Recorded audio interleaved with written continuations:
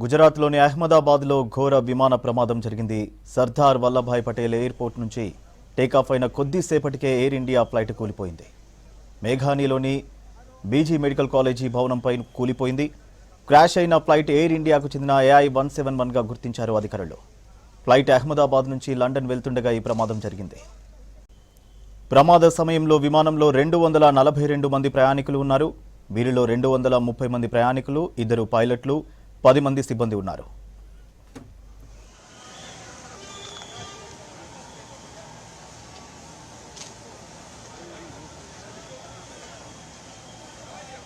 Ahmedabad flight ప్రమాదంపై directorate general of civil aviation స్పందించింది.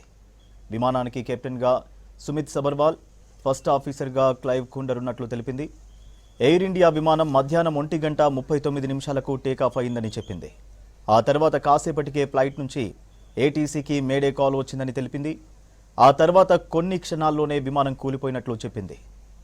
Flight 825 అడుగుల ఎత్తులో ఉండగా సాంకేతిక లోపం ఏర్పడినట్లు తెలుస్తోంది. మరోవైపు ఎయిర్ ఇండియా నిర్వహణ సంస్థ టాటా గ్రూప్ కూడా ప్రమాదాన్ని ధృవీకరించింది. ప్రమాద వివరాలు, అప్డేట్స్ కోసం ఎయిర్ ఇండియా వెబ్సైట్ చూడాలంది టాటా గ్రూప్.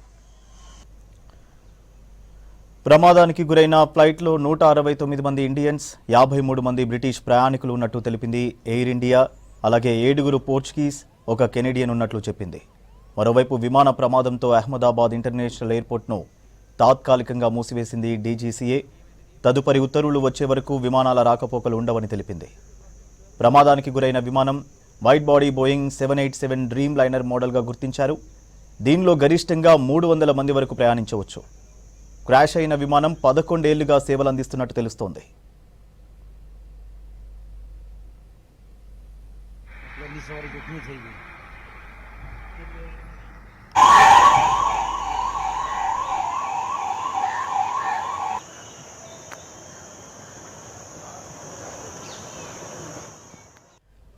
అహ్మదాబాద్లో ఎయిర్ ఇండియా విమానం బీజీ మెడికల్ కాలేజీ హాస్టల్పై కూలిపోయింది. ఈ ప్రమాదంలో 20 మందికి పైగా మెడికల్ మృతి చెందినట్టు తెలుస్తోంది. మధ్యాహ్న భోజనం సమయంలో మెస్ హాస్టల్ బిల్డింగ్పై ఒక్కసారిగా విమానం కూలింది. దీంతో ఏం జరుగుతుందో తెలుసుకునే లోపే మంటలు వ్యాపించాయి. అనుకోని ప్రమాదంతో మెడికల్ కాలేజీలో తీవ్ర విషాదం నెలకొంది.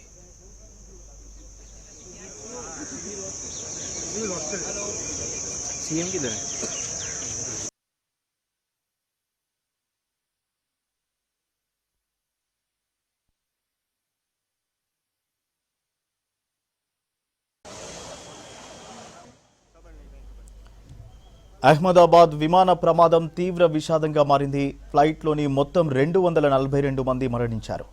విమానంలోని ఏ ఒక్కరూ బతికే ఛాన్స్ లేదని తెలిపారు అహ్మదాబాద్ పోలీసులు. ప్రమాద సమయంలో విమానంలో మొత్తం 242 మంది ఉండగా వీరిలో 230 మంది ప్రయాణికులు, 2 పైలట్లు, 10 మంది సిబ్బంది ఉన్నారు. ప్రయాణికుల్లో 169 మంది ఇండియన్స్, 53 మంది బ్రిటిష్ పౌరులు, 7 పోర్చుగీస్, 1 కెనడియన్ ఉన్నారు. దేశ చరిత్రలో ఇదే అతిపెద్ద విమాన ప్రమాదం. విమాన ప్రమాదంపై కీలక ప్రకటన చేసింది గుజరాత్ ప్రభుత్వం. మరణించిన వారిని గుర్తించేందుకు DNA టెస్టులు చేయనున్నట్లు చెప్పారు గుజరాత్ హెల్త్ సెక్రటరీ ధనుంజయ్ ద్వివేది. బాధిత ఫ్యామిలీ సభ్యులు హెల్ప్ లైన్ నంబర్లను సంప్రదించాలని సూచించారు. అలాగే గాయపడిన వారికి మెరుగైన చికిత్స అందిస్తున్నట్లు చెప్పారు.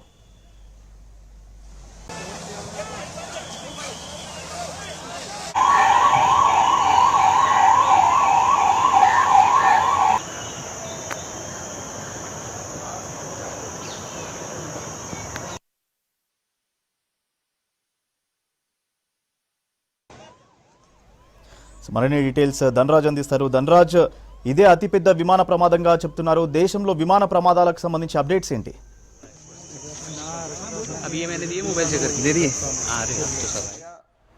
దేశంలో జరిగినటువంటి విమాన ప్రమాదం చూసినట్టయితే అహ్మదాబాద్లో జరిగినటువంటి ఇవాళ జరిగినటువంటి విమాన ప్రమాదం దేశ చరిత్రలోనే అతిపెద్ద ప్రమాదంగా ఇటు విశ్లేషకులు చెప్తున్నారు. అయితే ఈరోజు మధ్యాహ్నం జరిగినటువంటి ఈ ఫ్లైట్ క్రాష్ సంబంధించిన వ్యవహారంలో చూసినట్టయితే పెద్ద ఎత్తున అంటే 242 మంది అంటే పైలట్లు 2, సిబ్బంది 10 మందితో పాటుగాను మొత్తం ఇందులో ప్రయాణం చేస్తున్నటువంటి 242 మంది ఒక్కసారిగా వీళ్ళంతా కూడా ఈ ఫ్లైట్ క్రాష్ అయిన తర్వాత కూడా అందులో ఎవరు కూడా బతకలేరు. కొంతమందిని హుటాహుటిన ప్రాణాపాయ స్థితిలో ఉన్న వారిని కూడా స్థానిక హాస్పిటల్కు చేర్చినప్పటికీ కూడా వాళ్ళు హాస్పిటల్లోనే ట్రీట్మెంట్ పొందుతూ కూడా చనిపోయినటువంటి సిచ్యువేషన్. దీంతో పాటుగా గుజరాత్ మాజీ సీఎం అయినటువంటి విజయ్ రూపాని కూడా ఈ ప్రమాద ఘటనలో చనిపోయారు. మొత్తం మీద చూసినట్టయితే ఇందులో ప్రయాణిస్తున్నటువంటి భారతీయులు 169 మంది, అదేవిధంగా బ్రిటిష్ పౌరులు కూడా 52 మంది పైగా ఉన్నారు. పోర్చుగీస్ వారు 7, అదేవిధంగా ఒక కెనడియన్ ఉన్నారు. దాంతోపాటుగా విమానం క్రాష్ అయినటువంటి కుప్పకూలిపోయినటువంటి సమయం చూసినట్టయితే కూడా ఆ సమయంలో ఒక హాస్టల్ అంటే మెడికోకి సంబంధించినటువంటి హాస్టల్పై పడింది కాబట్టి అందులో హాస్టల్ సంబంధించినటువంటి వారు మెడికోలు కూడా మరో 10 నుంచి 20 మంది కూడా చనిపోయినట్లుగా వార్తలు వస్తున్నాయి. దీంతో పాటుగా మృతులకు సంబంధించినటువంటి సంఖ్య కూడా మరికొంత కూడా పెరిగే అవకాశం ఉందని ఇటు రాష్ట్ర ప్రభుత్వం భావిస్తూ ఉంది. అయితే దేశ చరిత్రలో చూసినట్టయితే ఎయిర్ ఇండియాకు సంబంధించినటువంటి ఫ్లైట్ సంబంధించినటువంటి ప్రమాదాల సంఖ్య చూసినట్టయితే అత్యంత పెద్దది. అంటే 242 మంది ఒకేసారి స్పాట్లో చనిపోయినటువంటి ఘటన దుర్దినంగా చెప్పొచ్చు. అయితే ఈ ప్రమాదం క్రాష్ అయినటువంటి క్రమం చూసినట్టయితే చాలా వరకు ఇందులో ఉన్నటువంటి పైలటు కో-పైలటు టేకాఫ్ అయినటువంటి అంటే 1:35కు టేకాఫ్ అయినటువంటి తర్వాత 5 నిమిషాల వ్యవధిలోనే మొత్తం ఫ్లైట్ కూడా చాలా వరకు తలకిందులు అయిపోతూ ల్యాండింగ్ చేయాలనుకున్నటువంటి క్రమంలో కావచ్చు, కానీ అక్కడ ఉన్నటువంటి ఒక చెట్టుకు కావచ్చు, అక్కడ ఉన్నటువంటి భవనంలోకి చొచ్చుకొని పోవడంతో కూడా ఒక్కసారిగా విమానం ఒకసారిగా భారీ ఎత్తున పేలుడు సంభవించింది. ఎందుకంటే ఈ విమానము అహ్మదాబాద్ నుంచి లండన్కు ప్రయాణం చేయాలంటే 9 గంటల పాటు సమయం పడుతుంది. కాబట్టి దీనిలో అత్యంత పెద్ద ఎత్తున ఈ వైట్ సంబంధించినటువంటి పెట్రోలియం కూడా పెద్ద ఎత్తున నిల్వ చేస్తారు. దాంతో ఈ నిల్వ ఉన్నటువంటి వైట్ పెట్రోలియం ధాటికి ఒక్కసారిగా పెద్ద ఎత్తున పేలుడు ధాటికి మొత్తం విమానం అంతా కూడా కుప్పకూలి మొత్తం తునకలైపోయింది. దీనిలో ఉన్నటువంటి ఎవరు కూడా బతకలేనటువంటి సిచ్యువేషన్. దాంతోపాటుగా ఈ హాస్టల్ మీద పడినటువంటి క్రమంలో హాస్టల్లో ఉన్నటువంటి మెడికోకు సంబంధించినటువంటి వాళ్ళు కూడా చాలా వరకు కాలి బూడిదగా మారిపోయారు. కొంతమంది చాలా వరకు హృదయ విదారకమైనటువంటి ఈ ఘటన చూస్తే కొంతమంది తెగిపడినటువంటి శరీర భాగాలు చాలా వరకు ముద్దలుగా మారినటువంటి మాంసాలుగా మారినటువంటి వారిని గుర్తించడం కూడా చాలా కష్టతరమైనటువంటి సిచ్యువేషన్ అని చెప్పొచ్చు. ఇలాంటి హృదయ విదారకమైనటువంటి ఘటన చూస్తే చాలా వరకు ప్రతి ఒక్కరిని కంటతడి పెట్టిస్తుంది. ఎన్నో ఆశలతోటి కూడా చాలా వరకు ఇందులో అంటే ఈ విమానం క్రాష్ అయిన సంబంధించినటువంటి 242 మందితో పాటు ప్రయాణికులతో పాటుగాను ఏదైతే క్రాష్ అయినటువంటి ప్రమాదం జరిగినటువంటి ఘటన దగ్గర ఉన్నటువంటి హాస్టల్కి సంబంధించిన మెడికోలు కూడా అందులోనే వాళ్ళు కూడా ఖాళీ బూడిదగా మారినటువంటి సిచ్యువేషన్ ఉంది. దాంతోపాటు మొత్తం ఈ ఘటనకు సంబంధించిన వ్యవహారంలో చాలా వరకు చిన్నారులు ఉన్నారు, మహిళలు ఉన్నారు, 100కు పైగా కూడా పురుషులు ఉన్నటువంటి పరిస్థితి. ఈ ఘటన పైన కూడా బ్రిటన్కి సంబంధించినటువంటి ప్రధాని కూడా దీనిపైన ఆరా తీయడం జరిగింది. ఎందుకంటే అందులో బ్రిటన్ సంబంధించినటువంటి పౌరులు కూడా ఉన్నారు కాబట్టి ఈ ఘటన ఎలా జరిగింది అనే ఘటన పైన కూడా ఇటు బ్రిటిష్ ప్రభుత్వం కూడా ఆరా తీస్తుంది. మరోవైపున అహ్మదాబాద్ సంబంధించినటువంటి ఘటన పైన కూడా ఇప్పటికే హోమ్ మినిస్టర్ అమిత్ షా కూడా మొత్తం ఈ సిచ్యువేషన్ పైన పలు కోణాల్లో కూడా దర్యాప్తు చేపడుతున్నారు.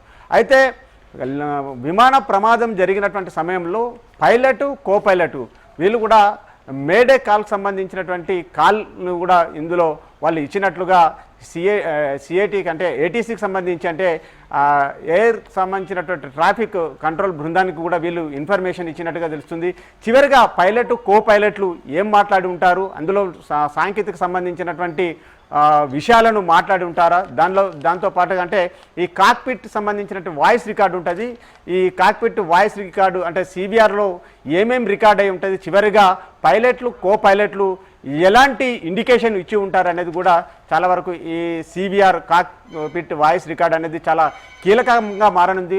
ఈ బ్లాక్ బాక్స్లో చాలా వరకు బ్లాక్ బాక్స్గా పిలుస్తుంటారు. ఎందుకంటే విమానంకి సంబంధించి వెనుక చివరి భాగంలో బ్లాక్ బాక్స్లో చాలా పైలట్లు కో-పైలట్లు సాంకేతిక సంబంధించినటువంటి ఏటీసీకి ఎలాంటి సమాచారం ఇచ్చారు, డీజీసీఏ సంబంధించినటువంటి బృందం పూర్తిగా దీన్ని పర్యవేక్షణ చేస్తూ ఉంది. అదేవిధంగా దర్యాప్తు బృందం అంతా కూడా ఓ వైపున దీనిపైన కూడా పలు కోణాలలో కూడా విచారణ కొనసాగిస్తూ ఉంది. దాంతోపాటుగాను ఎయిర్ ఇండియాకు సంబంధించినటువంటి ప్రమాదాల ఘటనకు సంబంధించి చూసినట్లయితే వరుసగా మనము ఈ ఘటనలు 242 మంది చనిపోగా మరికొన్ని ఘటనలు కూడా ఒకసారి మనం చూద్దాం. 1978 సంబంధించి బాంబే బాంద్రా తీరంలో కూడా ఈ ఎయిర్ ఇండియా ఫ్లైట్లో 855లో టెక్నికల్ సంబంధించినటువంటి సమస్య వచ్చి 213 మంది అప్పుడు కూడా చనిపోయారు. ఆ తర్వాత చూసినట్టయితే 2010కి సంబంధించి మేలో జరిగినటువంటి మంగళూరు రన్వే సంబంధించినటువంటి ఎయిర్ ఇండియా ఎక్స్ప్రెస్ ఫ్లైట్లో అప్పుడు కూడా ఒక లోయలో పడి 158 మంది చనిపోవడం జరిగింది. ఆ తర్వాత సంబంధించినటువంటి మరికొన్ని ఘటనలు చూసినట్టయితే 2000లో పాట్నాలో దగ్గర జరిగినటువంటి ఒక ఇన్సిడెంట్కి సంబంధించి దాంట్లో చూసినట్టయితే అప్పుడు కూడా 55 మంది ప్యాసింజర్తో పాటుగాను మరో 5 మంది అక్కడ ఉన్నటువంటి స్థానిక జనాలు కూడా చనిపోయారు.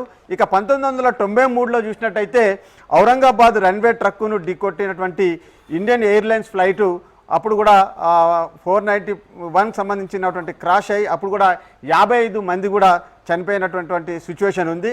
ఇక 1973లో చూసినట్టయితే ఢిల్లీ పాలెం ఎయిర్పోర్ట్ దగ్గర జరిగినటువంటి విమాన ప్రమాదం అంటే ఇండియన్ ఎయిర్లైన్స్ సంబంధించినటువంటి ప్రమాదంలో 48 మంది కూడా చనిపోయారు. ఇక అహ్మదాబాద్ సంబంధించినటువంటి ఇన్సిడెంట్ చూసినట్టయితే 1988లో జరిగింది. అప్పుడు కూడా ఇండియన్ ఎయిర్లైన్స్ సంబంధించినటువంటి ఫ్లైట్ క్రాష్ అయిపోయి కూడా 113 మంది స్పాట్లోనే చనిపోయారు. ఇక 1976లో కూడా ఈ ఇంజన్ ఫెయిల్ అయ్యి అప్పుడు కూడా 98 మంది మరణించినట్లుగా పలు రకాలకు సంబంధించినటువంటి ఇన్సిడెంట్లు కూడా చెబుతున్నాయి. మొత్తం మీద ఘటనలో అంటే ఇలాంటి ఎయిర్ ఇండియన్కి సంబంధించినటువంటి ఘటనలకు సంబంధించిన ప్రమాదాల సంఖ్య చూసినట్టయితే ఇప్పుడు ఇవాళ జరిగినటువంటి అహ్మదాబాద్ సంబంధించినటువంటి విమాన ప్రమాదంలో 242 మంది చనిపోవడం అన్నది భారతదేశ చరిత్రలోనే ఇది ఒక బ్లాక్ డేగా చెప్పొచ్చు. మొత్తం ఈ ఇన్సిడెంట్ పైన కూడా చాలా వరకు యావత్ భారతదేశం అంతా కూడా చాలా వరకు హృదయ విదారకమైనటువంటి ఈ ఘటన పైన కూడా చాలా దిగ్భ్రాంతి వ్యక్తం చేస్తున్నారు. ఇప్పటికే ఈ ఘటన పైన ఓవైపున టాటా గ్రూప్ ఆఫ్ కంపెనీ కూడా చాలా వరకు ఈ విషయం పైన దిగ్భ్రాంతిని వ్యక్తం చేసింది.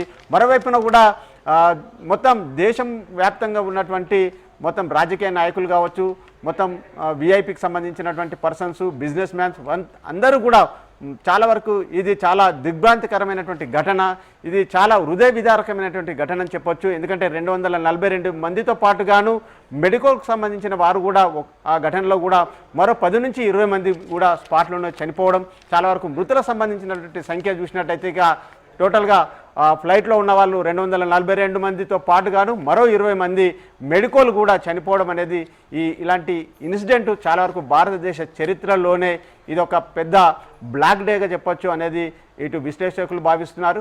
అయితే ఈ ఘటనకు సంబంధించిన వ్యవహారంలో ఇక దర్యాప్తు సంబంధించినటువంటి బృందం చాలా వరకు ఈ విమానం సంబంధించినటువంటి కాక్పిట్ ఏదైతే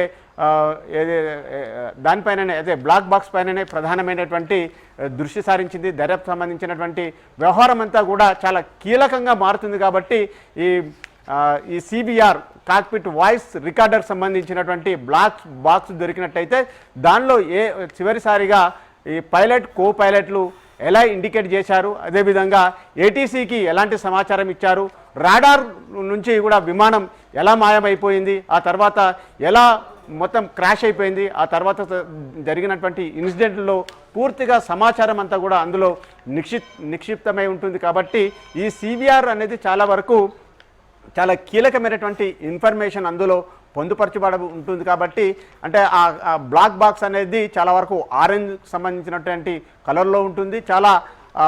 చాలా ప్రొటెక్టివ్ చేసేటువంటి సమాచారం అంతా కూడా అంటే చాలా ప్రకృతి వైపరీత్యాలు కావచ్చు, పెద్ద ఎత్తున విమానాలు క్రాష్ అయిపోయినా కూడా ఆ బ్లాక్ బాక్స్ అనేది కూడా పూర్తిగా ప్రొటెక్టివ్గా ఉండే సిచ్యువేషన్ ఉంటుంది. కాబట్టి లాస్ట్ సమాచారం అంటే పైలట్లు రాడార్ వ్యవస్థ నుంచి ఎలా సాంకేతికంగా వాళ్ళు పూర్తిగా మాయమయ్యారు, ఆ తర్వాత విమానం దేన్ని టార్గెట్ చేస్తూ కూడా ఢీ కొట్టడం జరిగింది, తర్వాత పైలట్లు చివరిసారిగా మేడే సంబంధించినటువంటి కాల్ ఇన్ఫర్మేషన్ ఎలా ఇచ్చారు, దాంతోపాటుగా ఏటీసీకి అందినటువంటి సమాచారం ఏంటిది, అదేవిధంగా డీజీసీఏ సంబంధించినటువంటి అథారిటీ బృందం దీన్ని ఎలా హ్యాండిల్ చేసింది అనేది పూర్తిగా ఈ బ్లాక్ బాక్స్లోనే ఈ సిబిఆర్లోనే పూర్తి సమాచారం చాలా కీలకంగా భావిస్తున్నారు అధికార బృందం. ఈ కీలకమైనటువంటి సమాచారం ఆధారంగానే ఇక దర్యాప్తు బృందం కూడా పూర్తిగా దానిపైన దృష్టి సారించి పలు కోణాల్లో కూడా విచారణ బృందం దర్యాప్తు చేస్తుంది. సూర్య.